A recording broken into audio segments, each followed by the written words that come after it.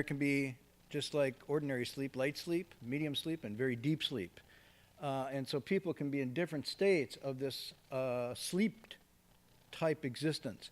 So he uses the word here, wu. I don't know if anybody, do you have your little pointer? You didn't bring it this time. Anybody got a pointer? Just point to the character wu. Wu. Got it? That's the character that he's using here. Okay.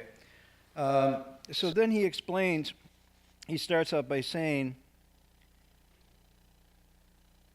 there's different ways that people come at this, and we're going to go back to this. One is that they have an experience of awakening, and then after they have the experience, they actually realize it, make it real, by cultivating on the basis of that awakening and adjusting their whole orientation, their whole worldview, their life, their very way of being starts to reorient around this awakening. So the awakening is kind of like a seed, and it can be a very profound insight, after which a process of cultivating that seed takes place, where they're trimming, adjusting, supporting, and changing themselves so that that awakening becomes fully realized, fully embodied, not just intellectually, but emotionally, aesthetically, psychologically, physically. There's all this transformation. You literally go through a process of becoming a new and different person, one who's awake. So that's one. But he says also, there's those that then just start out cultivating in a gradual, ordinary way, and over time, and the texts say, bodhi accumulates. It just sort of grows naturally. So it's not a dramatic first awakening experience and then followed by the realization of this, but it's rather something starts out in a very ordinary way. I would say sort of like practicing an instrument.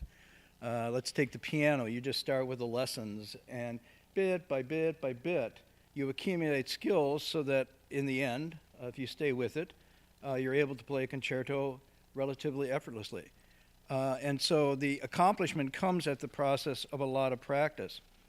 Now, he says, and we're going into tonight's text, he says, also there's different kinds of awakening, has differences. Now, he's only going to give two. But what I wanted to point out, I mentioned last week that this word awakening is a single word that covers a whole broad spectrum of experiences of seeing things clearly, of inspired insight or intuitions, if you will, into the nature of reality, and then more importantly, into yourself and where you are in terms of your relationship with yourself psychologically, your relationship with others, the social, and even your relationship with the natural world. All these three dimensions start adjusting as you reposition and see yourself through the lens, if you want to use that word, or the uncovered filter of true seeing. And that's why sometimes it's called Jian, true seeing. Sometimes it's called Jianru, meaning truly as it is being. And that means at this point you're not projecting anything. You're really quite clear and receptive, and you're seeing and perceiving things truly as they are instead of through a mediation of fears, fantasies, desires, wants, and so on and so forth. Okay? So this is what partly he's talking about. And then he says there's different kinds that he's going to talk about, and that's where we are in the next text tonight, is he says there's acquired and there's direct. Okay? So let's look at then the first part. We're up there? Thank you. So what I'm going to use tonight, I always try to bring in other things to illustrate. So tonight we're going to get something from the Tao Te Ching and Shakespeare when we get to him. And ask, was Shakespeare enlightened? I don't know. So, awakened, sorry. There are those who gain an understanding of the mind, of one's own mind, through the teachings or words of the Buddha. Now, this means actually a direct hearing through lectures, through discussions, through the Buddha or the Buddha's awakened disciples, which was at that time many of the disciples around the Buddha and continued historically into the present. However, finding these awakened teachers is really easy. As you know, last night we went to some of the websites. They're available at the touch of a dial. You can find them in the Avatamsaka text says, finding a good, wise teacher like this in ancient times and now has been very, very difficult. And then it said, it's as easy as finding phoenixes and unicorns. Okay, so now some of you know unicorns, right? And the phoenix is this mythical bird that rises from the fire of its own ashes. You've seen them, right? They migrate through Berkeley every year. No, okay? And the only unicorns you can find are the merry-go-round at Tilden. So generally speaking, these are very rare and hard to find. However, the Buddha did say that after his passing, if you study the teachings, if you study the Dhamma Vinaya, that's as good as having the teacher directly. So in a sense, what we're doing here is we're going to the teachings as the teacher. That's what we're relying on until the unicorn or phoenix shows up. Okay, so he says, this is called awakening through acquired understanding. This is something you acquire. This is something you study. Sometimes you study very deeply, you memorize, you analyze it, you look into it deeply, and you understand. Now he says, one of the downsides of this, he's not saying this is bad, it's good. And in some ways, it's necessary, but not sufficient in itself. And he's going to explain why. Because if you have this acquired knowledge and ideas, it's still something that you have picked up. It's something you borrowed and perhaps not fully embodied or digested. So it's a kind of intellectual understanding. If I say, it might even be reasonable. Let's see, something like, all men are mortal, okay? And Socrates is a man or was a man. Therefore, Socrates is mortal. Very reasonable. You can figure that out. That's an acquired understanding. But what does it mean to be mortal? Oh, I don't know. You could substitute A, B, and C in there. So the idea, or you can read the Dharma text and it says, all conditioned dharmas are like dreams, illusions, bubbles, shadows. Contemplate them thus. You know that. You could repeat it. But is it yours? Is it really something that's viscerally in you so that you actually do, in an existential, real way, see reality as a series of conditioned phenomena? Usually you don't if it's acquired awakening. So you understand the teachings. You can repeat the teachings. You can even explain them a little bit. But the problem with this is, now he goes on, when you actually confront states of mind, states of emotion, states of the conditioned world, this limited or partial understanding then fails you. Because it's still an acquired thing that you're carrying around. It's not immediate. It's not direct in you. It's not your being. Then he says what happens, they wrestle with the states but can never resolve them. So you take on these states, you try to resolve them, you try to get clarity, but you're going back and forth. One of the reasons you go back and forth is the teachings themselves go back and forth. Okay? So, wait a minute. You're saying, well, wait a minute. So what the Buddha did was he didn't lay down a systematic doctrine, but rather laid down a whole series of expedient teachings that were specifically addressed to the attachment or the problem of individuals. And so it was meant to be applied only in situ, in the situation that was appropriate for that teaching. And the Lankavatara Sutra is really clear about this. It says, if you have a teaching that's not suitable to the person in that place, it's not a teaching. Let me repeat. Dharma is not some absolute carved on stone series of, dogmas, but rather, and the Buddha uses metaphor, it's like medicines. It's like a cornucopia of medicines, and you apply that medicine specifically to the illness of the individual, metaphorically. So, the right medicine for the right illness is Dharma. But that medicine applied to the wrong is not Dharma. Even though you can call it Dharma, it's still medicine, but it's not effective. And in some ways, it can be harmful. So that's why if you memorize this and you acquire this understanding, but you haven't absorbed the deeper principle that this has to be appropriate to that, then when you come and face a situation, you're grabbing at the medicine kit, sort of in the dark. Which one will work? And you just start popping pills. And it only confounds the state. You're not getting clarity, you're getting more confused. So, here the Buddha might say, practice giving. Or he might say, practice meditation. Or don't practice anything at all. Which one should I do at this situation, right?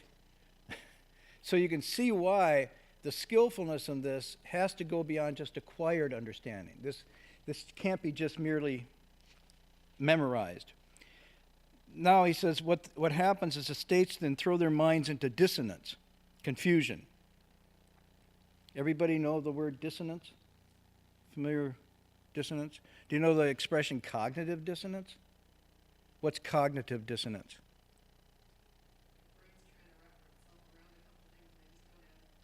Right, you're trying to have two conflicting feelings or perceptions or thoughts at the same time, and they don't reconcile. Is that good, Jason? Yeah. Cognitive dissonance.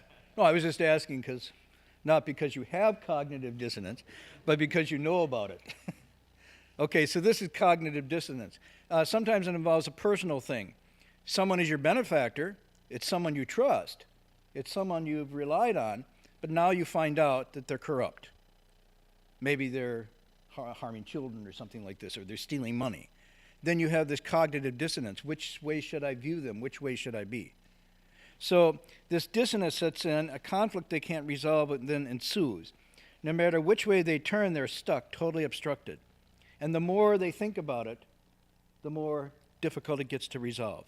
Because now it's not coming from the ground that it has to come from, which is first thought, first seeing, things as they really are, and then the immediate response, but now it's getting more and more mediated by text, by different understandings, different emotions, and so forth. He says this is prajna, this is wisdom in name only, and this kind of cultivation is not complete. He doesn't say it's wrong. This is what's really important. In fact, it's a very good beginning. But if you just stop with the acquired, it'll never really deliver. It'll never really serve you. The best example of this, how many people here, because I see, every time I see new faces, so people are wondering what this text is even. This is probably the first time you heard the text. How many people have read or encountered the Shurangama Sutra? Oh, okay, enough people that I can make an allusion to this. So this is probably the best case is the Buddha's cousin, who was Ananda, and Ananda became a monk because his cousin was really cool. His cousin was the Buddha. And so he looked at his cousin and see, the Buddha actually had the direct realization. He embodied. And so when you saw the Buddha, I didn't see the Buddha, I'm saying people that gave descriptions was, whoa, awesome.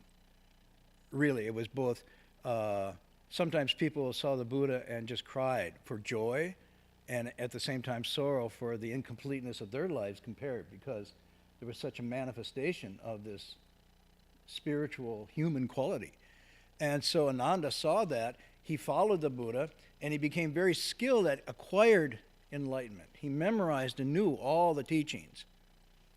But the problem was he didn't directly embody them. So when he went out on his alms rounds, he encountered a situation that completely befuddled him, and he was about to basically just go down the tubes. And the Buddha had to send someone out to pull him back and save him. And when he came back, he said, Ananda, how did you get in this situation? And Ananda says, I don't know. He was confused. And he said, well, you've understood the teachings really well, but you haven't cultivated your mind. And that's the difference. And so if you had cultivated your mind, you would know what to do in this situation, but because you didn't, you were completely befuddled and confused. And this is the difference between acquired and direct understanding. So that's a good example. Okay. Should we go on? Everybody says I go too slow, so tonight I'm going to whip through the text. And then there are those who gain a direct realization through persistent, and now we throw in words out. This isn't the final version, we're working it. Either unadorned, unaffected, natural, solid cultivation of their own mind. This means the place of study, the laboratory that you're engaged in, is your own body and mind. It's your own emotions, your own insights, your own feelings, and your own attachments and bad habits and faults and so forth. That's the arena, Bodhimanda, the arena of awakening, is your own person. That's where you're putting your effort. So yes, you study the text. Yes, you come to the temple. But the real temple is this ground of your own being. That's what you're cultivating. And you're doing this 24/7. It's not an on and off toggle switch sort of thing, because it's really true. So he says, then they cultivate the moment. They press on even, and here's a metaphor, and we wrestled with this quite a bit in the translation group. The rivers have dried up and the mountains seem impassable. It's a Chinese metaphorical expression, meaning Push yourself to the end and you see the rainbow. Okay, so implied in here is seems impassable. If you keep pushing and go on, it's not impassable, there's a way. Okay? So what it means is you are not deterred by anything. You have so much faith in the process of this, and so much faith in the innate potential, human potential for realization, that no matter what you confront, you will not be set back. And so you push on, even though it seems like it's impossible, it's impassable. When the rivers dry up and the mountains seem impassable, we were going through a number of things like this. If you're ever backpacking, and one of the ways you can follow is to follow a river. But if you get to a place where the river's dried up, you've lost a sort of pathway. Also, you've lost your sustenance for the water. There's another expression that our teacher used when Hung Sure and I were doing a bowing pilgrimage outside. We'd often come to places where there just was no way. The road had been washed out by a storm, or the CHP had put up barriers or whatnot, and invariably we would panic and say, we're blocked, we can't go on. And then unexpectedly, for some reason, a highwayman would say, you can do this bypath around here, you can get around, or take this detour up here and come back, and it runs around the route, and so on and so forth. And then our teacher used the expression, when you get to the bottom of the mountain, there's always a road. And the meaning is, if you look too far ahead, all you see this impassable mountain, you think there's no way, there's no road there. But actually, when you get there, you just find a way through. It's just like water. Water just finds a way to move and get through where it doesn't seem to be any opening. So the meaning here is, if you are determined and you have a proper method, you will always find a way through. Don't be put off by the fact or the seeming fact that there's no way. Okay? So he says, it seems impassable, but you move on. Just then, right at this point, when you don't give up and you persist. Now, it doesn't mean you push. It just means you hold your ground. You keep your practice up, no matter what. You just keep on, steady, steady, steady. Right then, thoughts can still. The mad mind can come to a stop, and you can completely discern or behold your original inherent nature. Now he's describing this direct experience of awakening, as clearly as you would recognize your own father if you meet him at a crossroads. So here he's explaining, when you see it, it is so real, it's so familiar to you, it's so genuine. It's like encountering your parent. Maybe you go to the mall and all these people are passing by, all these different faces. All of a sudden you see your father, your mother, or a sister and brother, and you go, wow, I know them. And in all the faces, everything just sort of disappears, but that one stands out because you really know it. You're certain about it. That's what he's describing here. So he's describing the nature you see, what's true about yourself here, is that solid and real and genuine. Okay? Let's go on.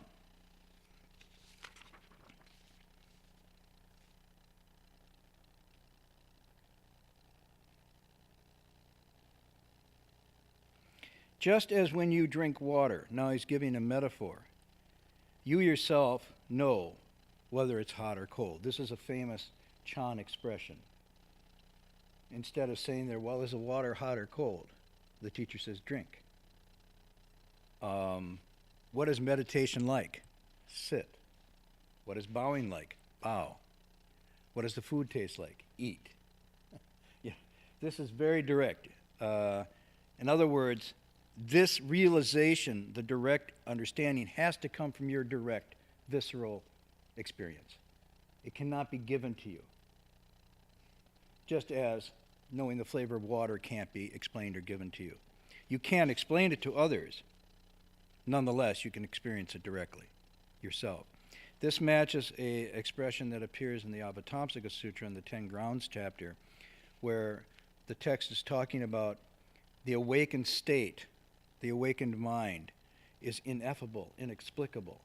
It can be experienced but not explained.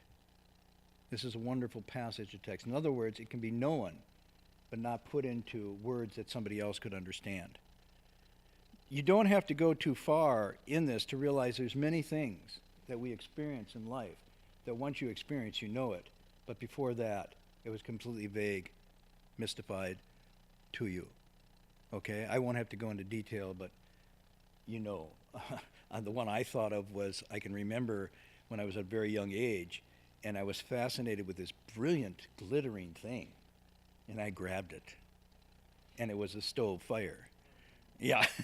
Now, to me, it looked like this wonderful, playful thing that I could grab. Maybe I could bounce this thing around. I had no idea, no direct experience. And my mother said, hot. Yeah, what? Hot. Doesn't mean anything. Now I know hot. Okay. So the expression, once burned, twice shy. It's this kind of thing. There's a Chinese expression, I've been to the mountains and felt the claws of the tiger, and I know now to be afraid. This kind of expression, you don't know until you experience it directly. Once you know, then even a word is too much. But before you know, 1,000 words won't explain it to you. My mother could have given me a discourse on physics on hot, and I wouldn't have gotten it. But when and then she said, that's hot. Oh, okay. So from that point, I knew hot. So you all can fill in the blanks here. Love, okay, or hate, or rejection, or acceptance, or joy. All of these have images. And in fact, the latest sort of neuroscience is suggesting that our brains, the way they work, when we hear words, we actually form pictures in our brain. And so the part of the brain that is associated with visual memory goes into linking up as soon as we hear a word like joy or fear. We immediately then associate in our mind pictures of that for ourselves, and we get it. Okay, so how many people here have ever seen a flying pig? Good. If hands went up, I'd be worried. But if I say to you flying pig, in your brain already, there's an image formed. It doesn't exist, as far as I know. It might, with genetic manipulations, we might get flying pigs yet before we die, but right now there are none. And so what does the pig look like to you? Huh? So it's a pig. Where are the wings? On the back. Symmetrical, going out on either side, right? Everybody sort of got that image? Coursing along? Now, mostly we all have the same one. Some people see a cape, like Superman. But relatively speaking, okay, so when we say I had a rough day, in the brain, memories that we have, visual memories of rough, like sandpaper, like grating, come to. And that's why when they look at language, they don't see one part of the brain just lighting up that's a little box for language, but they see it crossing over to all these visceral references we have, okay? Now, why I digressed, I don't know. Huh? Oh, yes, you know the water. Good, hot. Okay, here we go. Thank you. I have to rely on my students to keep me in transition of train. I just go off and lose the string. This is real awakening that comes from genuine practice.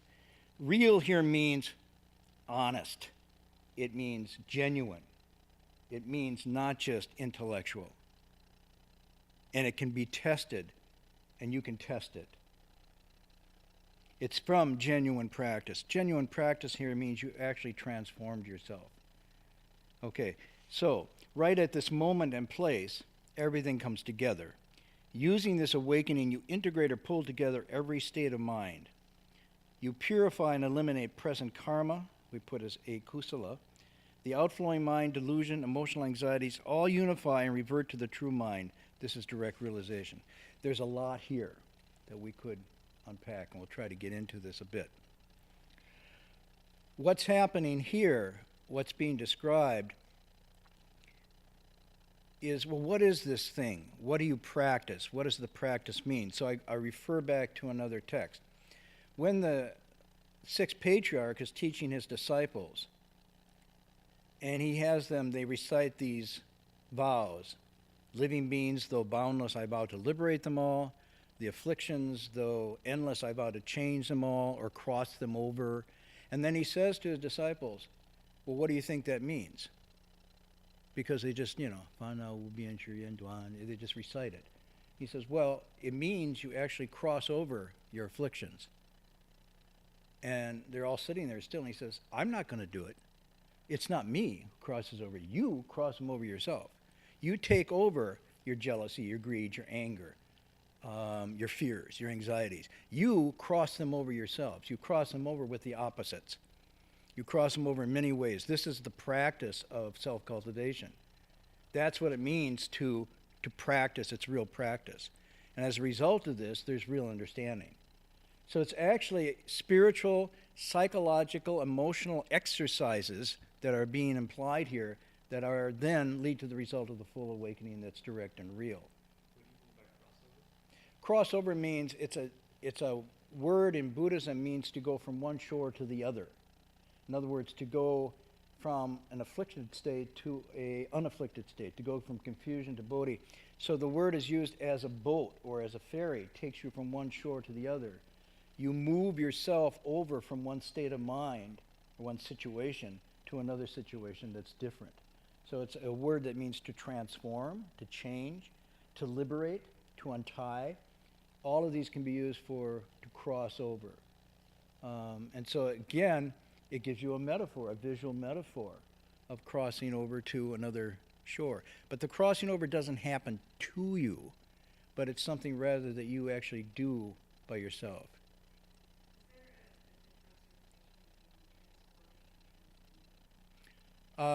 Yeah, I don't use the word transcending much, except to refer to Emerson and those guys. Transforming is the word. Transcending, in a sense, is a state of mind that is not moved by or disturbed by reality, but is still within reality, as opposed to being apart from or beyond that. So transcendent in Buddhism is not a very good expression because it can imply a state of removal from reality as it is. And what changes is you don't remove yourself from reality, but you're no longer controlled by reality. You're able to maneuver through reality very skillfully. In that sense, you transcend, and that's why the lotus is used as a metaphor. The lotus is still rooted in the muck and the mire, even though the petals themselves don't touch that. So it's not like the petals just float off to someplace else, but there's this relationship that remains. And so that's one of the means. If you are awakened, existence is not suffering. If you're not, it is. What doesn't change, you don't transcend existence, but you're simply now very clear about it, and you don't get pulled and drowned in that. So that's why transformation is much better here. Good. Okay, so then what he's describing here, when this starts to happen, whether it happens in the slow, gradual way or whether it happens in a very quick way, he's describing some things that can happen, some markers here that are really important. One thing he says, everything comes together. In this moment or extended moment of awakening, as this becomes real, you start to see your life. Let's just talk about what's happening. You see your life in an integrated whole way. You see continuity, you see cause and effect, how you got to this position right now. Okay? Some people talk about, any of you ever had near-death experiences? Okay, sometimes what's described in near-death experience is a quick condensation, like a, what do they call these things before movies? Trailers. Yeah, so it's like a trailer of your life, whoosh, there, and it goes by. It really happens, okay? And in that moment, you see the continuity, the connection, the thread that pulls together all aspects of your life. That's what happens at this moment. Now, you not only see the good and all the joyful and helpful and good people and situations that led you here, but you also see the opposite. It just manifests before you at this time. It's there all the time. This is not some like special mystical state. It's there all the time. That knowledge or intuition of who we are and what we are is there all the time, but we don't see it because we cover it over with the confused thinking and so on and so forth. But when the mind is clear, I sometimes use the stroboscope thing. If you use the old-fashioned stroboscope you used to use in physics, you got this thing you spin around in your hand. If you spin it at the right speed, a moving object stops. Okay? When the mind awakens, you're able, in a sense, to stop these frames and see them with crystal clarity. And you really then understand who you are, what you're about, where you should be, and what it means to take control of your life and so forth. All of this comes together at this moment, or in these moments. And it's very powerful. Very powerful. Often this is associated with a cathartic release of emotions, tears of both sorrow and joy. I describe this. This is sometimes in other traditions called the tears of the saints. The tears of the saints. These are not ordinary tears, but these are tears that come from the profound scene of what you are, what you could be, what you aren't, what you've made yourself to be. All of this comes out in this moment. And you see where you're going. Sometimes you actually see the trajectory as it goes down ahead. You can see where it's going a bit. Okay? The Buddha's was most profound. He saw way back, deeply into the present, and even could see how various seeds planted would then lead to things in the future. You can have this in a minor little moment, you can have it in a middle moment, or you can have it in a great moment. After this, you are no longer the same person. Let me give an example. How people have had deja vus. Yeah, okay, presque vus. Well, presque vu is another expression. Presque is almost. Presque is almost seen. Deja vu is already seen. So you all know what a deja, somebody knows what it is. Who doesn't know what a deja vu is? It's French, by the way. Already seen, it means. So you're someplace at some moment, maybe here tonight. You go, oh my God, I just had this feeling like I've been here before, exactly like this before, with all these people and everything and the temperature and the smell, everything has been just, and then it just sort of passes. This is like an unbroken, continuous deja vu. That's what's happening. And when you have this, you're going, oh, whoa. So your awakening also has this stopping thing because you see things so clearly. And again, it's not exactly a deja vu, but I'm giving you an example of what it's like. Okay? So that's what it means when he says everything then comes together. Not only does everything come together, but now you integrate the emotional, the intellectual, the physical. He gives every state of mind you pull together. The outflowing mind, the mind that's just constantly flowing out for sensory experiences, now is quieted and still. And when it's still, everything becomes apparent. That's the meaning of to a still mind, the universe surrenders. Everything comes together. You see it whole. Delusions, emotional anxiety, they all revert back to the true mind.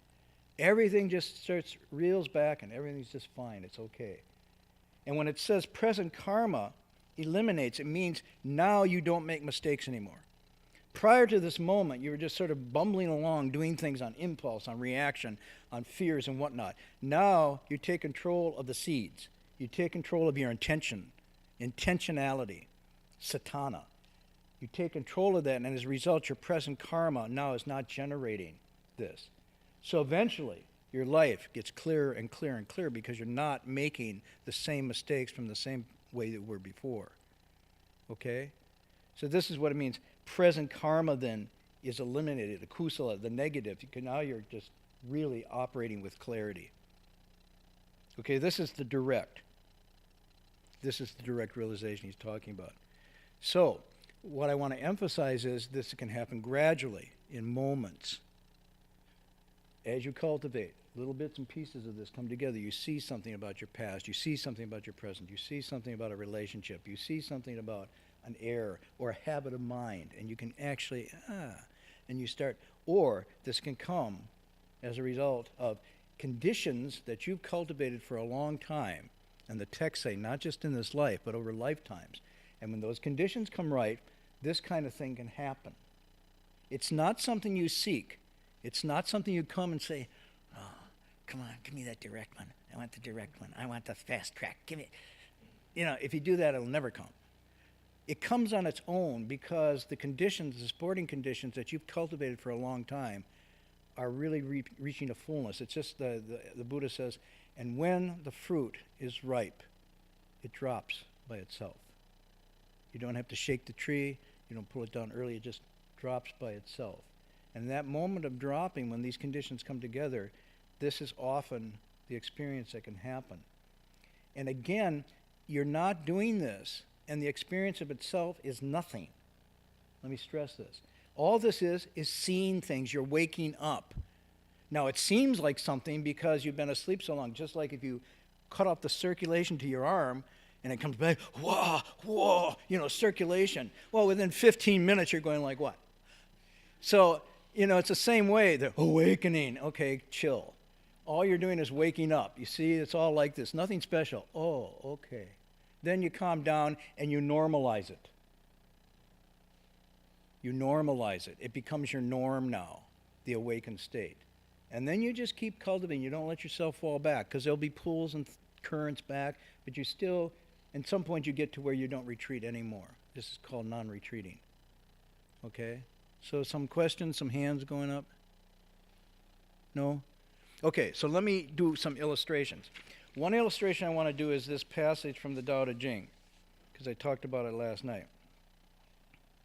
Good. It's up there, and I even put the Chinese. I didn't put the Chinese. That's not my calligraphy. Okay. This state is from the Tao Te Ching. Now, one of the things I want to stress here, very important. When this starts to happen, when you're starting to wake up, let me do it this way. We have a new baby in the family. The baby takes its nap, and the baby is really happy. When the baby wakes up, is the baby happy? Not all the time. Okay, any of you take naps and get up from your naps and you're really crabby? Right? So sometimes awakening is not experienced directly as joy and liberation. Sometimes it's a little bit irritating. And it's because we become so habituated to the sleep that we don't want to leave it. And so the waking up is a bit of an irritation. Now, by extension, often the first signs of awakening, and I want to say this to you really clearly so you analyze your states, is a kind of aversion to things, a kind of distancing, a kind of loss of flavor and zest for all the things that you were satisfied with before. You go to a movie like you used to, and it's like, man, this thing is empty. You go to a party, people are like, Banzai, and you're going, what is going on here, Because people are drunk and they're talking to each other and they're doing these seductive conversations and they're bragging and everything. You go, geez, this is like some bad dream. That's a sign of awakening. So often when your first signs of awakening are not like, oh, awaken, bliss, floating off your cushion, it's like, man, that sucks. That's stupid. What's going on here? I am not connected to this. The food doesn't taste the same. These conversations are dull and flat. And then you start to see things more clearly, and behind it you see the phoniness. Whoa. When you start seeing the phoniness, you're done for. I'm sorry. Once you start seeing the phoniness, you'll get, it's like Sherlock Holmes. You want to penetrate everything with it, and you'll find there's a lot of phoniness in everything. That we're living in this pretend world, and people are living in pretend existences, except when we're quietly alone with ourselves. We kind of see what's happening, but as soon as someone enters a picture, as soon as something happens, up comes the actress or the actor. Okay? So that's why I'm going to do Shakespeare tonight. But let's start with the Tao Te Ching. So when this is described of someone who's getting this awakening coming from a similar tradition, he's just saying, at this point, let's look at what is the difference between yes and no, good or bad. All these people say, I must avoid this, blah, blah, blah, I must do this. If you want to be successful in life, you need to get into an Ivy League school. Why? Because you need to be an Ivy League school to be successful. What's so good about being successful? You know, don't ask that. Okay? You must get married or get divorced. Why? Because people said so. So this is called the power of rumor, of gossip, of it's there all the time. You don't think you're being watched, but you're being watched, right? And people are passing judgment. And if you're sensitive, you hear the judgment, and then you say, they said I shouldn't do this. They say I should do this. And then he goes on to describe. He says, indeed, all people are wreathed in smiles. I even watch, the BBC. And today there was a horrible bomb that blew up and killed 1,000 people. And now a word from our sponsor. And you see people are wreathed in smiles, but they're not happy. So he says they're wreathed in smiles as if feasting after the great sacrifice. This means like going to Thanksgiving, Christmas. As it's going to the carnival, the rock concert, the mall, the big event, the football game. Everybody's reason smiles, oh, this act, and for what? I don't. He says, I alone am inert. What's inert? Not a nerd, inert. What's inert? Yeah, kind of like, ugh. Yeah, not moved by it. Like a child that has not yet given sign. Now, I talked about this. Do you know what a child giving sign means? They finally just reach for something, okay? But that means they've given sign. So there's an actual stage in development when the child looks at you and then looks at what you're looking at. That means they give sign. And that's when the real learning takes place with child and parent, by the way. Neurologically, that's the key moment. But before that, you can look at the child and you can look at something else and the child's like, and you can hold up something really shiny and go, hey, goo-goo, in their face. Now, when they give sign, they go, hey, goo-goo, back. And you think they're, liking you or something, whatever you think that is about. They're just imitating you. But, sorry, they're so self-centered. How could they like you? But, so when they give sign, though, you do that, you hold something up and they're attracted to it. That means they've given sign. But this is before they've given sign. So you do that and they just look at you like, you know this about babies. Those who've been with babies before they give sign, nobody really likes them. But then when they give sign, then they're somebody's favorite, okay? Like an infant who's not yet smiled, he's explaining this. I droop and drift as though I belong nowhere. Whoa. I don't fit in anywhere. I don't have a social circle. I don't have a group. Even Facebook online, I can't find my place. All people have enough to spare. They pile up things alone, and their life seem full of activities and things. I seem to have lost everything. Now, seem to have lost everything means even if I have them, they don't give me delight. Mine indeed is the mind of a very idiot. Careful here. So dull am I. The world is full of people that shine, either cosmetically or whatnot. It's just, hi, the American salesman. You want to see a nice statue of this, go to, I think it's Moscone Center. They have living statues. And I saw these in Shanghai, too, of salesmen. They have the salesman. Whoa, the one in Moscone Center is really powerful.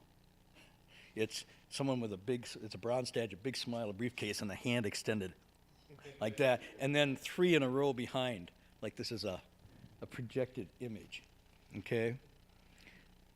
I alone am dark. I don't shine. They look lively and self-assured, crisp and confident, going about their business. I alone seem depressed. I seem unsettled as an ocean, blown adrift, never brought to a stop. Now, by the way, he's describing the beginning of the awakened state here. In case you misread this is not a loser. Okay? This is someone who's actually seen things. Why do they seem this way? Because what is there to grab and to get in all this? They see it clearly. This is just a game. It's empty. Why would I exert energy to shine, to look like I'm self-assured and whatnot? I'm not going to play the game. All men can be put to some use. All people. I alone can't be. Get a job. What kind of job? Why? You can be useful. Go to, what Dylan song, 20 years of schooling and they put you on the day shift. Huh? The day shift now is Google. You're working 12, 14 hours a day. You're not on the assembly line because you get a nice blue or white collar, and you're being put to use. And as long as you're useful, you will be. But as soon as you stop to be useful, you're gone. Okay? I sat on a plane with Hung Sure. We were traveling to Los Angeles, and there were two women behind us going to a conference, a trade conference. And one was a little bit superior to the other one. I was listening to this conversation. Oh, we're going to have a good time. You're going to go out for burritos, blah, blah, blah. And so, Mary, as I'm looking at this data here, I see your department is a little bit lower in numbers than the others. And all of a sudden, Mary's like, huh? So really, you'd have to bring those up if there was going to be retention, right? Whoa, and you could just feel, Mary maybe was thinking, I got a good job, it's secure, I'm going to take the weekend off. The weekend, she's going to get her numbers up. She's of use or not. I alone am tractable boorish, but wherein I'm most different from other men, as I prize no sustenance that doesn't come from the mother's breast. And the mother's breast is the Tao, the way, the true path of cultivation. That's where I get fed from. So here I'm giving you this example. So if you feel any of this, do not necessarily go to a therapist. Now, if you're not cultivating and you feel like, okay, maybe you should check it out a little. But even there, you might actually be having a true experience. Do not assume that people that have these symptoms are off. Okay? Don't assume that people that look this way are off. Even your own children. Don't start mustering them, sending them all these camps so they look wreathed in smiles and self-assured and they're going after the bauble. Okay, and you feel like you've done a good job. You may just be sending them to their graves at an early age. Okay, so be careful here. Now the last one I want to share with you is an example of dream and asleep. I promised Shakespeare I'm going to do them. Okay, we got Shakespeare up there? Good. How many of you know this play, The Tempest? You haven't read it? You should read it. It's actually quite Buddhist. Okay? So Prospero is on this island, and he's been banished to this island. I won't go into the whole story. But he's been banished not because he's really bad, but because the political thing changed, and so instead of, anyhow. So he's on this island, and there's a shipwreck on the island. The shipwreck's on the island. These people are on the island. And now he decides to get even because the people that are shipwrecked are the part of the group that sent him to be banished on this island. But he's got magic. Prospero can make things really appear. So like here, Prospero was here. If you said, I wanted, the Austrian ball, like that, and you'd see all these people in these wonderful gowns and tuxedos dancing around. You hear the music of the orchestra, and you think, oh my God, I'm here. And then you go, and it'd be gone. That's what Prospero can do. So what he does, towards the end of the play, he basically sets up this whole fantasy within which a marriage takes place. I won't even go into that one, whether that's real or fantasy. That goes on there, and then he says to the people there, you all thought this was real, didn't you? And he ends with this line, now our revels are ended, our delights have ended. These are actors, as I foretold you, were just spirits, and they've all melted into thin air, So he's saying everybody that you saw manifesting here was just a conjuring thing that I did. And like this the baseless fabric of this vision, nothing essentially here, the cloud-capped towers that he manifested, the gorgeous palaces, the solemn temples, the great globe itself. Okay, now the great globe itself is referring to the earth, but it's also referring to the theater, because his theater was called the Globe Theater. So some people think that this may be, in fact, his last performance at the Globe Theater, that it's about to close. So this is actually presented at the Globe Theatre in London. But he's also saying this Globe Theatre is a conjured up thing. You've been sitting here for 2 hours and you thought like you were in a movie. Whoa. You know, you go to movies and you think it's real until the lights come on, the music ends, you go walking out and you're kind of dazed. To the globe itself, yea, all which it inherit shall dissolve. Very powerful. And like this insubstantial pageant faded, this insubstantial pageant that's now faded, will leave no track or trace behind. And then his final line, we are such stuff as dreams are made on, and our little life is rounded with a sleep. So dream, I'm giving you the sequence from here. Shakespeare uses this a number of times, that what we take to be the real world is like a play, it's like a dream, and we're wandering around in it.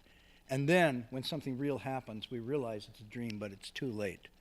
So here he's saying, we are such stuff. Human beings are of such stuff that we project and live in fantasies and dreams. We are the stuff that dreams made on means made of. It's just a way the English was expressed here. We are such stuff as we made our lives of dreams. Our little life is rounded with a sleep. Meaning? Huh? Who said that? It does mean rounded, meaning completed by. When you say round off the number, you round it. So it means, and our dreamy life is then ended with a sleep.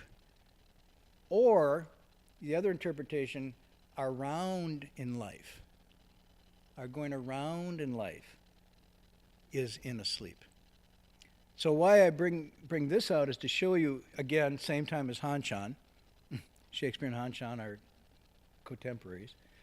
But to express this kind of insight that allows you, hopefully, to step back and ask, in which way am I asleep? In which way am I not? And it's very subtle. It's very subtle because the sleep is laid on you by the whole social cultural structure. The social cultural structure is designed for us to sleep. Okay? The whole market economy is run on the idea that you will stay asleep and long for and covet and buy things in your dreams. But it's also sustained by our own. And what I'm suggesting here is what the Buddha is suggesting, the liberation from this has to come from within yourself. You liberate yourself from this. When you are liberated from this, in a sense, you transcend it. But if you just push your energy into opposing it, you'll never be free because you're actually giving it credibility in opposing it.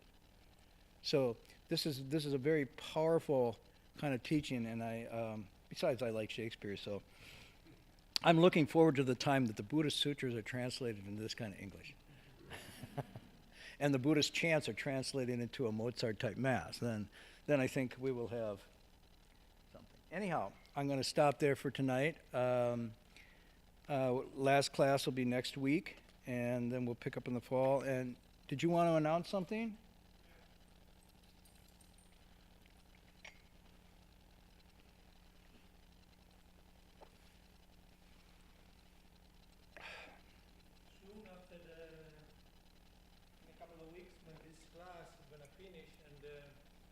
Steven Tainer on Wednesday class gonna finish also. Somebody asked me to do some class, so I'm gonna teach on Wednesday and Friday.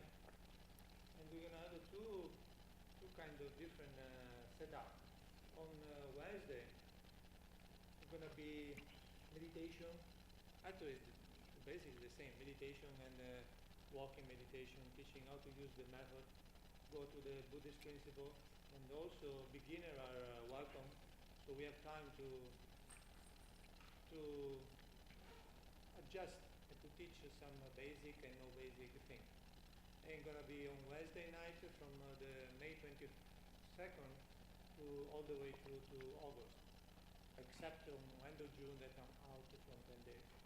On Friday we're gonna do a little bit something different.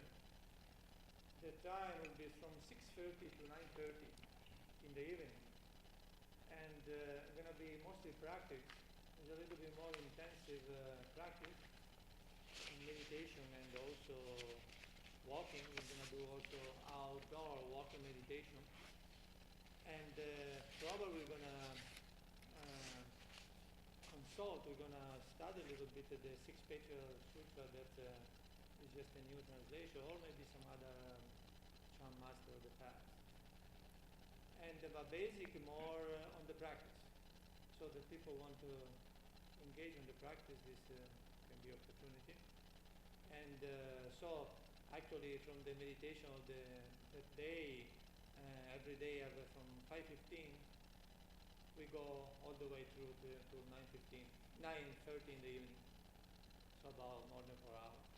And there is some teaching, some Q&A, but mostly we try to be engaged in the practice. And the first on Wednesday, everybody is welcome. It's open to everybody. This is second on Friday. We have to restrict only the people that is in a good health condition. So, for different reasons, we need the people that when we do exercise, everybody do exercise. When we walk, everybody walk. If we do a little bit faster walk, everybody do it. For any reason, otherwise we really obstruct each other and the problem. So we don't accept everybody. We don't accept beginner. So this is a little bit the setup, and not really and to be everybody young. It can be if somebody is pretty okay that they can feel they can do it, no problem. And we don't beat anybody. And usually we are vegetarians, so no problem. But we're gonna leave a little bit, maybe a little bit more pressure. So this is the kind of different setup of the for people that wanna engage themselves in 4-hour practice every Friday. And also we plan probably a couple of times a month. We plan just my crazy mind plan. Anyhow, to go outside to do one day practice outside in some park like the Pilgrim or whatever. And then we're gonna have a meditation, walking meditation, and exercise, some this we're going to arrange later. We start first with these two classes. Of course, everybody welcome to participate to both. But for the second one, we have to put some limit. If somebody cannot do something, we have to please don't participate because it's a problem. So it's not that we discriminate, okay? Try to understand the situation. It's also for the sake of safety of the people. People cannot run or whatever, it's going to be random means that we have to do 100 meters in 9 seconds, okay? But still, somebody cannot do it, okay? And because the space is very limited, it can be wrong. That's what we want to announce. So we're going to start from May 22nd and May 24th. This is the good news. The bad news, I'm going to be a teacher, so sorry for you guys.